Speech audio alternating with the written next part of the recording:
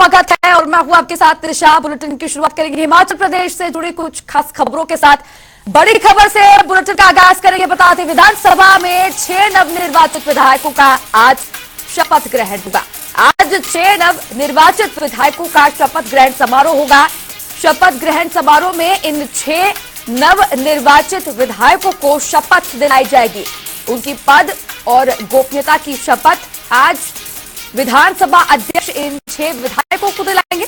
इसी के साथ यह बताते चले विधानसभा में शपथ ग्रहण समारोह का आयोजन होना है। हिमाचल विधानसभा के सदस्य के रूप में ये सभी 6 नवनिर्वाचित विधायक शपथ लेंगे। 14वीं विधानसभा में सदस्यता की शपथ लेंगे।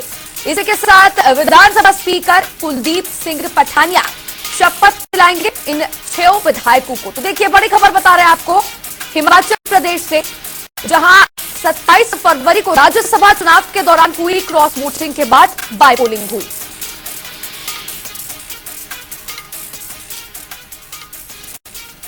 अब इसी पर और भी ज्यादा चर्चा करने के लिए हिमाचल ब्यूरो चीफ विकास हमारे साथ फोन लाइन पर जुड़ गए हैं। विकास, 6 नवनिर्वाचित विधायकों को आज शपथ दिलाई जाएगी।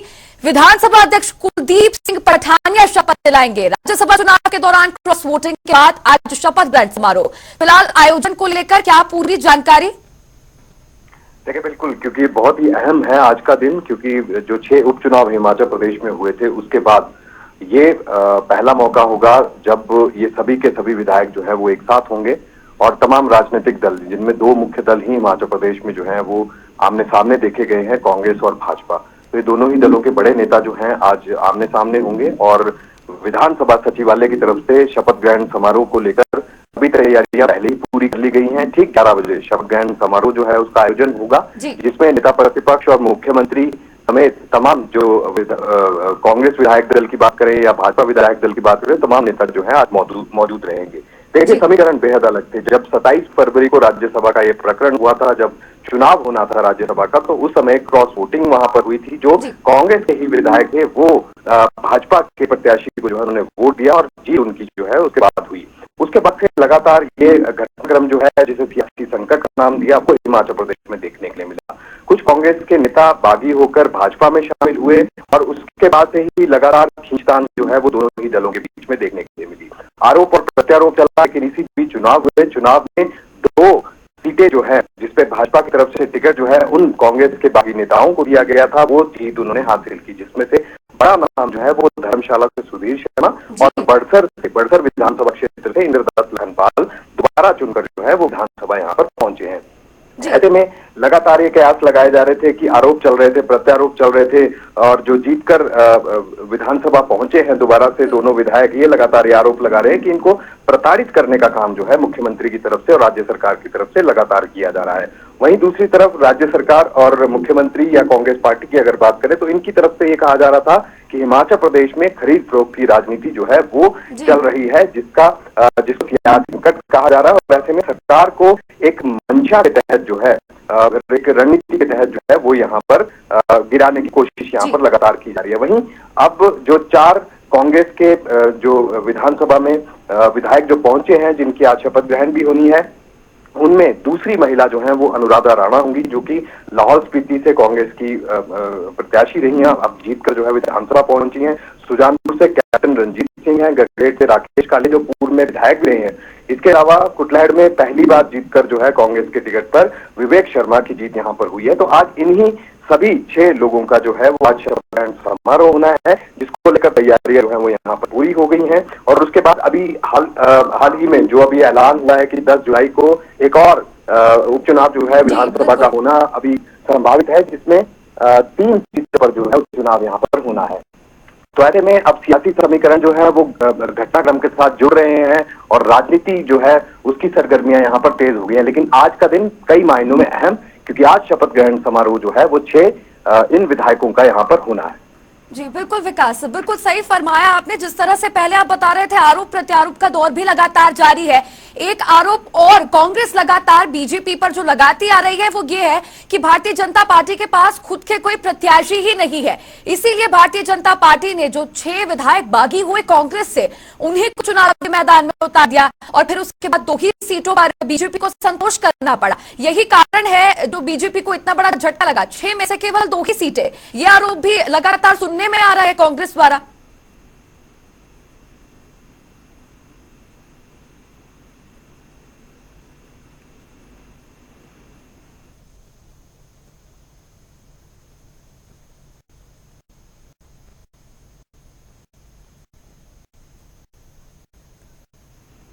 विकास जी, आप मेरी आवाज सुन पा रहे हैं? जी बिल्कुल, देखिए क्योंकि निश्चित रूप से आपने बिल्कुल सही कहा, जिस तरह से आरोप प्रत्यारोप जो है ये चल रहे हैं, भाजपा के ऊपर कई तरह के आरोप राज्य सरकार की तरफ से, मुख्यमंत्री की तरफ से और कांग्रेस पार्टी की तरफ से इसी तरह के लगाए गए हैं कि हिमाचल प्रदेश जैसे शांतिपूर्ण राज्य में इस तरह की घटनाक्रम जो है वो इससे पहले कभी देखने के लिए नहीं मिली। और सीधे तौर पर यह भी आरोप लगाया गया कि खरीद फरोख्त यानी कि पैसे का लेन देन यहाँ पर बड़े स्तर पर हुआ है, जिसके बाद विधायकों को खरीदा गया और उसके बाद जो है इस तरह का षड्यंत्र रचने की कोशिश यहाँ पर की गई। हालांकि भाजपा का पूरी तरह से इन आरोपों को भाजपा की तरफ से हमेशा नकारा गया है और ये कहा गया है कि टिकट के लिए कुछ नहीं था। लेकिन हाँ, इतना जरूर है कि भाजपा के अंदर खाते जब इन 6 विधायकों को टिकट दिए गए जो कांग्रेस के बागी नेता थे, उसके बाद से ही भीतर घात कहीं न कहीं जो है वो होने की प्रक्रिया ये शुरू हो गई थी, जिसके संकेत लगातार जो जानकार हैं वो यहाँ पर दे रहे थे। और हुआ भी कुछ ऐसा ही, 6 सीटों में से सिर्फ 2 सीटों पर भाजपा को जो है भाजपा के प्रत्याशियों को जीत यहाँ पर हासिल हुई, बाकी सभी 4 सीटें जो है वो कांग्रेस के खाते में गई। और इसके बाद लगातार ये बात कही जा रही थी जो भीतर घात यहाँ पर हुआ है कांग्रेस के अंदर, जो माफ कीजिए भाजपा के अंदर में, भाजपा के घर में जो है नाराजगी का माहौल था। बहुत से ऐसे लोग थे जो टिकट के चाहवान थे, जो उम्मीद लगाए बैठे थे, पूर्व विधायक थे, उसी सीट से बिठा रहे थे उनको टिकट यहाँ पर मिले, लेकिन ऐसा नहीं हुआ। भाजपा ने जो जिस तरह से कमिटमेंट जो है वो यहाँ पर उन सभी कांग्रेस के बागी नेताओं से की थी, उसी के तहत तय रणनीति के तहत उन्हीं को टिकट दिया और यही सुनिश्चित करने की कोशिश की कि 6 की 6 सीटों पर भाजपा को जीत यहाँ पर मिली। लेकिन ऐसा नहीं हुआ, 2 सीटों पर जीत मिली और भीतर घात का जो चीजें हैं वो भी खंगाली जा रही हैं। मंथन जरूर किया जाएगा। देखिए कांग्रेस की तरफ से भी, क्योंकि जो 4 लोकसभा की सीटें थी उसमें हार कांग्रेस को यहाँ पर मिली है, 4 सीटों पर भाजपा को जीत मिली है, तो हार का मंथन भी बेहद जरूरी होगा। लेकिन वहीं भाजपा के लिए भी मंथन करना बेहद जरूरी है। बीते कल विधायक दल की बैठक भी भाजपा की हुई थी शिमला में, उसमें भी यह तय किया गया, कई प्रस्ताव उसमें पारित किए गए और यही माना जा रहा है कि जल्द ही हार पर मंथन जो है वो दोनों दल यहाँ पर कर सकते हैं। जी बिल्कुल विकास, तो निश्चित तौर पर आत्ममंथन बेहद जरूरी है इस समय भारतीय जनता पार्टी के अंदर। और बाय पोलिंग 6 सीटों पर हो चुकी है और आज होगा शपथ ग्रहण समारोह। फिलहाल शुक्रिया जुड़ने के लिए और तमाम जानकारी मेरे साथ साझा करने के लिए।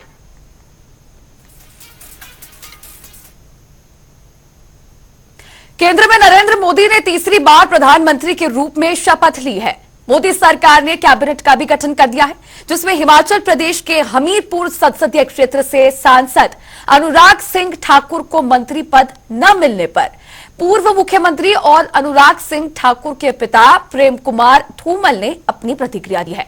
प्रेम कुमार धूमल ने कहा कि बीजेपी में संगठन और प्रधानमंत्री की इच्छा पर निर्भर करता है कि किसे मंत्री बनाया या किसे नहीं बनाया जाए।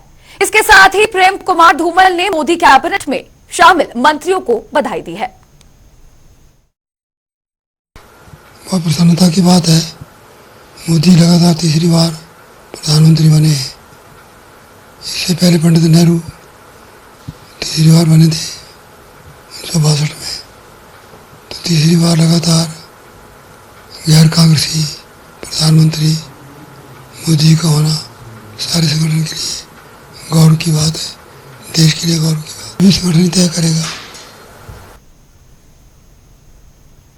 हिमाचल प्रदेश में लंबित भर्ती परीक्षा परिणामों को लेकर प्रदेश सचिवालय में सब कमेटी की बैठक का आयोजन किया गया। यह बैठक उप मुख्यमंत्री मुकेश अग्निहोत्री की अध्यक्षता में हुई। इसी को लेकर कैबिनेट मंत्री जगत सिंह नेगी ने जानकारी देते हुए बताया कि बैठक में JOAIT पोस्ट कोड 939 और 903 के मामले में अभियुक्तों को छोड़कर अन्य सभी के परीक्षा परिणाम घोषित करने का फैसला किया गया है। कैबिनेट सब कमेटी की मीटिंग, ये जो हमारे चयन आयोग द्वारा विभिन्न पोस्ट कोड के जो एग्जाम्स हुए और जिनमें पेपर लीक हुआ उससे संबंधित था। इसकी अध्यक्षता जो है हमारे माननीय उप मुख्यमंत्री मुकेश अग्निहोत्री की इनकी अध्यक्षता में हुई और इसमें कैबिनेट मिनिस्टर्स हर्षवर्धन और हमारे विक्रमादित्य सिंह और यादविंदर गोमा मेरे अलावा इसमें मेंबर्स थे।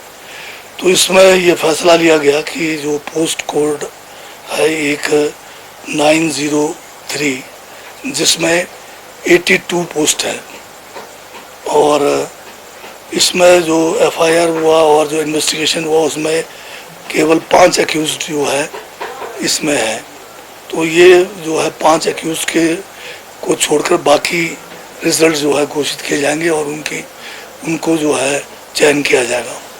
इसी तरह से पोस्ट कोड है 939, ये भी JOIT का है।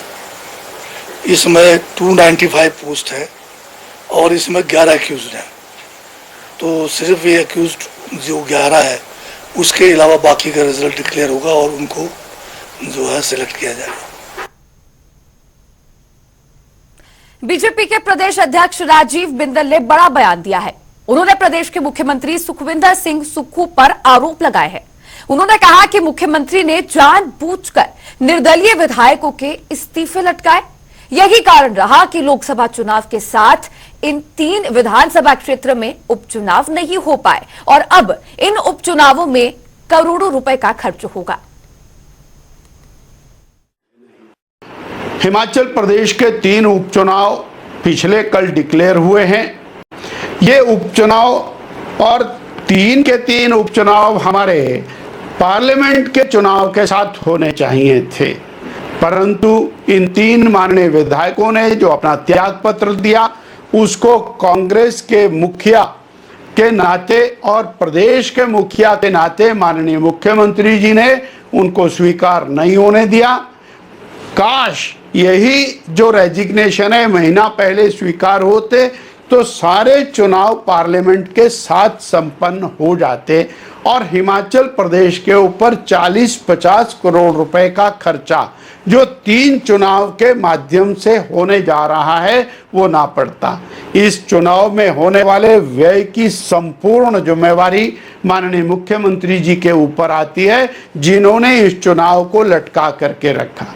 बार बार चुनाव होने से और जनता को उसका बोझ ढोना पड़ता है। इसके लिए हम मुख्यमंत्री जी को पूरी तरह से जिम्मेवार मानते हैं। नहीं तो जहां 6 उपचुनाव हुए वही 9 उपचुनाव और 4 पार्लियामेंट के चुनाव एक साथ हो सकते थे।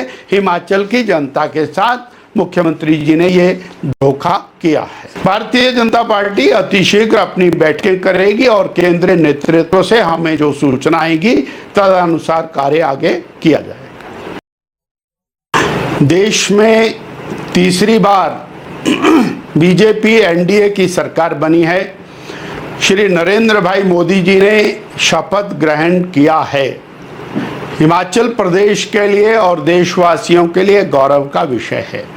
हिमाचल के प्रति माननीय मोदी जी का जो लगाव है वो सराहनीय है और हम हिमाचल वासी इसको अपना सौभाग्य मानते हैं कि मोदी जी तीसरी बार देश के प्रधानमंत्री बने। इसके साथ ही आदरणीय जगत प्रकाश नड्डा जी जो केंद्रीय मंत्री परिषद के अंदर शामिल हुए हैं, इसके लिए भी हिमाचल वासियों को हम बहुत बहुत बधाई देते हैं और टॉप 5 के अंदर उनका शामिल होना। नाहन में NSUI छात्र संगठन ने नीट परीक्षा को लेकर प्रदर्शन किया। NSUI के जिला सचिव विक्रम शर्मा ने कहा, नीट परीक्षा में पेपर लीक हुआ और परीक्षा के परिणामों में भी धांधली हुई है। वहीं उन्होंने इसको लेकर NTA और केंद्र सरकार के खिलाफ विरोध प्रदर्शन किया। साथ ही परीक्षा घोटाला मामले की CBI जांच की भी मांग उठाई है। जो NSUI इकाई जिला सिरमौर है, आज हमारा एक प्रतिनिधिमंडल आया है जिसका जो हम नीट पेपर हुआ है उस पे हम ज्ञापन पत्र राष्ट्रपति जी को यहाँ से सौंपेंगे। जो उस पे घोटाला हुआ है जिसमें कि देखा जा सकता है कि जो पूरे भारतवर्ष में नीट का जो एग्ज़ाम हुआ है इसको लेकर एक छात्र आंदोलन चला हुआ है और एनएसयूआई जिला सिरमौर के अंदर भी छात्रों की जो नीट का एग्ज़ाम हुआ है उसका एनएसयूआई द्वारा विरोध किया जा रहा है। जो नीट का पेपर एनटीए द्वारा करवाया गया था 5 मई को बिहार में, इसकी एफआईआर पहले ही लॉन्च हो गई थी, लेकिन उसके बाद भी एनटीए द्वारा ये परीक्षा करवाई गई जिसके जो परिणाम हो चौंकाने वाले आए। जैसा कि देखा जा सकता है कि उसमें 720 नंबर का एग्ज़ाम होता है, जिसमें से कि अगर क्वेश्चन गलत होता है तो उसके 4 मार्क्स लेस होते हैं, जबकि जो अभ्यर्थी के परिणाम आए हैं उसमें 719, 718, 717 आए हैं, जो कि बिल्कुल विपरीत हैं। चिलचिलाती गर्मियों के बीच पर्यटक पहाड़ों का रुख कर रहे हैं। ऐसे में शिमला एक बार फिर पर्यटकों से गुलजार हो चुका है। बीते सप्ताह भी सैलानी भारी संख्या में शिमला पहुंचे। वहीं शिमला में ट्रैफिक की समस्या से निपटने को लेकर पुलिस प्रशासन ने 1 मिनट ट्रैफिक प्लान को शहर में लागू करने की योजना बनाई है, जिससे थोड़ी थोड़ी मात्रा में बाहर से आने वाले वाहनों को शहर के अंदर प्रवेश दिया जा सके। देखिए, जो हमारा कैपिटल सिटी है, अभी टूरिस्ट सीज़न चल रहा है और जो गणित है पिछले 10 दिनों का, उसमें सभी डायरेक्शन से शिमला में डिफरेंट डायरेक्शन से वाहनों का आवागमन होता है। तो जो हमने कैलकुलेट किया है 2 लाख से ज़्यादा वाहन जो हैं पिछले 10 दिनों में शिमला में आवागमन हुआ है। काफ़ी संख्या में टूरिस्ट आ रहे हैं और जो वाहनों की संख्या है उसको रेगुलेट करने के लिए जो पुलिस पिछले साल जिस प्रकार से हमने नंबर्स को रेगुलेट करने के लिए, रिस्ट्रिक्ट करने के लिए जो एक योजना बनाई थी, उसी योजना के ऊपर हम काम कर रहे हैं। जो हमारा बेसिकली एक हमने 1 मिनट ट्रैफिक प्लान बनाया है, जिसको हम इस तरह से रीड करते हैं कि हमने पूरे शिमला डिस्ट्रिक्ट में जो हमारा इंटरनल ट्रैफिक सिस्टम है जो पूरे शिमला शहर में चलता है, उसमें हमने वाहनों की संख्या को जो है वो काउंट किया है। कांगड़ा के सबसे बड़े अस्पताल टांडा मेडिकल कॉलेज में एक बार फिर से रैगिंग का मामला सामने आया है। टांडा मेडिकल कॉलेज में डॉक्टरी की पढ़ाई कर रहे कॉलेज के सीनियर ट्रेनी डॉक्टरों पर रैगिंग के आरोप लगे हैं। मिली जानकारी के अनुसार एंटी रैगिंग कमेटी की प्रारंभिक जांच रिपोर्ट के आधार पर कॉलेज प्रबंधन ने 4 छात्रों को निष्कासित कर दिया है। इसकी पुष्टि टांडा मेडिकल कॉलेज के प्रिंसिपल डॉक्टर मिलाप ने की है। ये 5 तारीख की बात है, जब मैं ऑफिशियल टूर पे शिमला में था तो मेरे बच्चे का टेलीफोन आया कि इसको कोई 2 लड़के थे, उन्होंने अपने रूम में गया 2 इंग्लिश बैठ के और उसके साथ मारपीट की है। जी सर। तो हमें एकदम से इतनी देर में हमें सिक्योरिटी वाले का फ़ोन आ गया जो बाहर पोस्टेड होता है, और उसने कहा कि यहाँ झगड़ा बढ़ सकता है, तो पुलिस को इन्फॉर्म किया गया। पुलिस को उनका मेडिकल हुआ, चोटें तो गंभीर नहीं थी, लेकिन जूनियर और सीनियर और इस टाइप की जो बुलिंग हुई है उसको मद्देनजर रखते हुए ये सारा मामला जो है एंटी रैगिंग कमेटी को सौंप दिया गया। सर, किस तरह से बच्चे ने इसकी कंप्लेंट एंटी रैगिंग हेल्पलाइन में भी की है, वहाँ से भी हमें बाद में मिला, हमने अपना काम पहले शुरू कर दिया और एंटी रैगिंग कमेटी ने इसके संज्ञान लेते हुए उनको फाइन किया है, 1 साल के लिए निकाल दिया है और 1 लाख रुपये जुर्माना किया है, क्योंकि इससे पहले भी काफ़ी इंसिडेंट्स बाकी कॉलेज से भी रिपोर्ट हो रहे हैं। तो हम ये चाहते हैं कि ये जो मैनेज है रैगिंग का हमेशा के लिए खत्म होना चाहिए। आपको ये मालूम होगा कि जो एंटी रैगिंग एक्ट है वो जो टांडा में जो भी एक बच्चे का डेथ हो गया था रैगिंग के बाद, उसी की वजह से ये एक्ट बना है। पहाड़ों पर गर्मी का प्रकोप बढ़ता जा रहा है, जिस वजह से ग्लेशियर भी तेजी से पिघल रहे हैं। वहीं सतलुज नदी का जलस्तर भी बढ़ने लगा है। ऐसे में सतलुज नदी के तट पर लोगों को न जाने की हिदायत दी जा रही है, तो वहीं नदी के किनारों पर कई अलार्मिंग सिस्टम को स्थापित कर दिया गया है, जिससे लोगों को खतरे की स्थिति में सजग किया जा सके।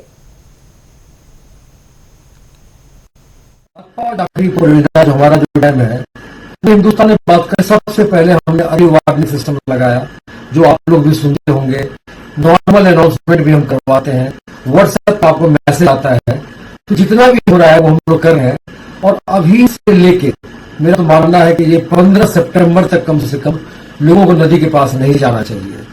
क्योंकि एक जो होता है कि जखड़ी वालों ने पानी छोड़ा, हम पानी वो छोड़ नहीं रहे हैं। पानी जो नदी में एक्सेस पानी आएगा वो तो डैम से निकलेगा ही। तो हमारा डैम जब फिलअप हो जाता है और हम जब टरबाइन चलाते हैं, टनल से पानी निकलता है, जो एक्सेस वाटर होगा, जैसे 400 क्यूमेक्स चाहिए, 800 है, तो 400 नदी में नागपा के बाद से ही मिलेगा, दत्तनगर में जाके फिर ये 800 हो जाएगा। किन्नौर जिला में मौसम खराब हुआ है। ऐसे में ऊंचे पहाड़ों पर हल्की बारिश हो रही है, तो निचले क्षेत्रों में लोगों को गर्मी से राहत भी मिली है। जिले में मौसम खराब होते ही प्रशासन ने अलर्ट जारी कर पर्यटकों को ऊंचाई वाले पर्यटन क्षेत्रों, पहाड़ों समेत नदी नालों के समीप जाने से परहेज का आग्रह किया है, ताकि किसी जान की हानि न हो। जिले में मौसम खराब होते ही प्रशासन ने अलर्ट जारी कर पर्यटकों को पहाड़ों पर ट्रैकिंग की गतिविधियों को करने से फिलहाल मनाही की है। जिले के कुछ क्षेत्रों में मौसम खराब होते ही तूफान भी उठा है। ऐसे में तूफान की चपेट में आ जाने से विशालकाय पेड़ टूटकर सड़कों पर गिर गए हैं, जिसे प्रशासन सड़क से हटाने का भी काम कर रहा है। जनता टीवी में आप सभी का स्वागत है। किन्नौर जिला में आज मौसम खराब हुआ है और ऊंचाई वाले पहाड़ी इलाकों में हल्की हल्की बारिश, निचले क्षेत्रों में ठंड बढ़ चुकी है। ऐसे में किन्नौर प्रशासन ने एक अलर्ट जारी कर पर्यटकों समेत जिला किन्नौर के लोगों को ऊंचाई वाले पहाड़ी इलाकों व खासकर जिला किन्नौर के मध्य बहने वाली सतलुज नदी के आसपास पर्यटकों को सेल्फी व अन्य गतिविधियों को करने से परहेज का आग्रह किया है, ताकि किसी के जानमाल का नुकसान न हो। इसके अलावा डीसी किन्नौर डॉक्टर अमित कुमार शर्मा ने एक अलर्ट जारी कर पर्यटकों को ऊंचाई वाले पर्यटन क्षेत्रों खासकर छितकुल, रक्षम, कुनो, सारंग, आसरंग, लिप्पा, इन सभी ऊंचाई वाले पहाड़ी इलाकों में खासकर जो है पर्यटक ट्रैकिंग की जो गतिविधियां हैं उसे करने से परहेज करने का उन्हें आग्रह किया गया है, ताकि ऊंचाई वाले पहाड़ी इलाकों में पर्यटकों के जानमाल का नुकसान न हो। जनता टीवी के लिए किन्नौर से अनिल नेगी। बिलासपुर जिले के ग्राम पंचायत में पोल्ट्री फार्म बनाया गया है। इस पोल्ट्री फार्म में सफाई न होने से काफी गंदगी फैल रही है, जिस वजह से पूरे क्षेत्र में महामारी फैलने का डर बना हुआ है। वहीं स्थानीय लोगों ने डीसी ऑफिस जाकर डॉक्टर निधि पटेल को ज्ञापन सौंपा है, साथ ही प्रशासन से मामले में कड़ा संज्ञान लेने की अपील की है। डिप्टी कमिश्नर बिलासपुर से री पंचायत से लोग आए हैं और वहां पर ताराचंद मल्होत्रा जी का जो बहुत बड़ा पोल्ट्री फार्म है उसके खिलाफ पिछले 7-8 वर्षों से लोगों का भारी रोष है। वहाँ पर बड़े पैमाने के ऊपर जो है वो पोल्ट्री का काम किया जा रहा है। उसकी जो गंदगी है, जो मुर्गों की वीट है, वो बहुत भारी, वहाँ पर उसके लिए कोई स्टोरेज का प्रबंध नहीं है, उसका कोई और दवाई का छिड़काव नहीं है, उसको सैनिटेशन ठीक ढंग से नहीं हो रही है, उसका रखरखाव ठीक नहीं है। उसके खिलाफ, उसकी वजह से पूरे इलाका में बहुत ज़्यादा दुर्गंध फैल गई है, बीमारियां फैल गई है। वहाँ पर हैजा, बुखार, दस्त और इवन ट्यूबरक्लोसिस की बीमारी का भी प्रकोप हो गया है। बीते दिन शिमला में बीजेपी दल की बैठक का आयोजन हुआ। ये बैठक नेता प्रतिपक्ष जयराम ठाकुर की अध्यक्षता में हुई। बीजेपी विधायक रणदीप शर्मा ने जानकारी देते हुए बताया कि इस बैठक में 2 प्रस्ताव पारित किए गए, जिसमें प्रधानमंत्री नरेंद्र मोदी को तीसरी बार प्रधानमंत्री और राष्ट्रीय केंद्रीय मंत्री बनने पर बधाई दी गई। साथ ही दूसरे प्रस्ताव में लोकसभा चुनाव में जिस प्रकार से बीजेपी ने 61 विधानसभा क्षेत्रों में जीत दर्ज की, उसके लिए बीजेपी के देवतुल्य कार्यकर्ताओं का आभार भी प्रकट किया। आज हिमाचल प्रदेश भारतीय जनता पार्टी विधायक दल की बैठक आदरणीय नेता प्रतिपक्ष पूर्व मुख्यमंत्री श्री जयराम ठाकुर जी के नेतृत्व में, अध्यक्षता में यहाँ शिमला में हो रही है, जिसमें हमारी पार्टी के प्रदेशाध्यक्ष आदरणीय डॉक्टर राजीव बिंदल जी भी विशेष रूप से उपस्थित हुए हैं। इस बैठक में 2 तरह के प्रस्ताव जो है वो पारित किए जाएंगे। पहले प्रस्ताव में जो हिमाचल प्रदेश में पिछले दिनों संपन्न हुए लोकसभा चुनाव में चारों की चारों सीटें भारतीय जनता पार्टी ने जीत जीती है, उसके लिए जहां दिन रात परिश्रम करने वाले भारतीय जनता पार्टी के देवतुल्य कार्यकर्ताओं का धन्यवाद किया जाएगा, वहीं हिमाचल प्रदेश की जनता का, जिसने लगातार तीसरी बार भारतीय जनता पार्टी को चारों लोकसभा सीटें जिताई हैं, उनका भी आभार प्रकट किया जाएगा। दूसरा प्रस्ताव आदरणीय हमारे देश के प्रधानमंत्री श्री नरेंद्र मोदी जी और पार्टी के राष्ट्रीय अध्यक्ष श्री जगत प्रकाश नड्डा जी, जिनके नेतृत्व में एनडीए की तीसरी बार इस देश में सरकार बनी है, उनको भी बहुत बहुत बधाई और शुभकामनाएं।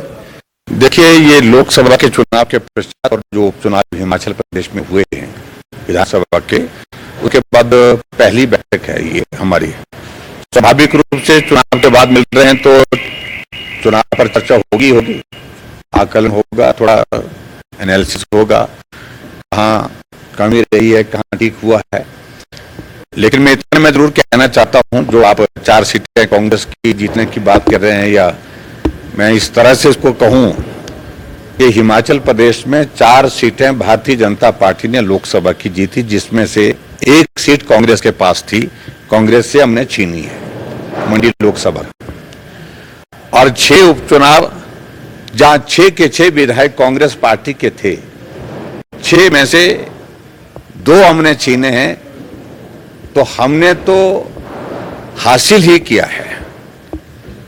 चारों लोकसभा तो हमने जीती, जिसमें 1 का हमने इजाफा किया, पहले 3 थी हमारे पास, उपचुनाव में हम हार गए तो जिस सीट को मंडी की, और उसके पश्चात 6 में से हमने 2 सीटें कांग्रेस से छीनी है। कांग्रेस का नंबर कम हुआ है।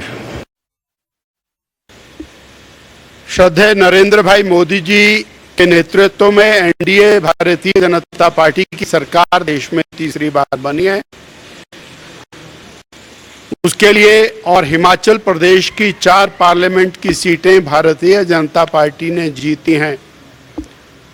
इस संबंध में अपने माननीय विधायकों के साथ बैठने हेतु विधायक दल की बैठक है, और विधायक दल के नेता यहाँ के मुद्दे के बारे में बताएंगे। मैं तो आज विधायक दल की बैठक में शामिल होने आया हूं, और इन सबको। चलिए, तो फिलहाल इस खबर के साथ इस बुलेटिन में इतना ही। आप देखते रहिए जनता टीवी। नमस्कार।